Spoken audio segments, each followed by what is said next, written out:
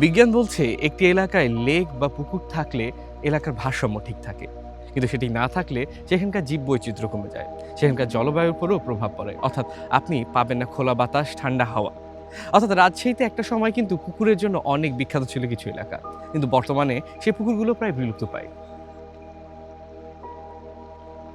ঠিক এই কথা মাথায় রেখে জয়েন্ট ফ্যামিলি প্রপার্টিজ আপনার জন্য নিয়ে এসেছে একটি চমৎকার প্রজেক্ট, যেটি তৈরি হচ্ছে রাজশাহীর কয়ের দ্বারা লেক সিটিতে। অর্থাৎ নাম শুনে বুঝতে পারছেন, লেক সিটি। অর্থাৎ আমাদের ঠিক লেকের পার্শ্ববর্তীতেই এই 10 কাঠা জায়গার উপরে গড়ে উঠছে 15 তলা একটি ভবন, যেখানে আপনি আপনার পরিবার নিয়ে গড়ে তুলতে পারেন একটি সুন্দর আবাস। রাজশাহী উপশহর ক্যান্টনমেন্ট থেকে উত্তর পশ্চিমে 2 কিলোমিটার, নাহার একাডেমির উত্তরে 1 কিলোমিটার, 13 খাদিয়া বাইপাসের ডাবতলা মোড়ের 1.5 কিলোমিটার উত্তর পূর্বে, প্রস্তাবিত মেডিকেল বিশ্ববিদ্যালয়ের 1 কিলোমিটার পূর্বে, প্রস্তাবিত পিবিআই সংলগ্ন সিটি হাটের 1.5 কিলোমিটার দক্ষিণ পূর্বে।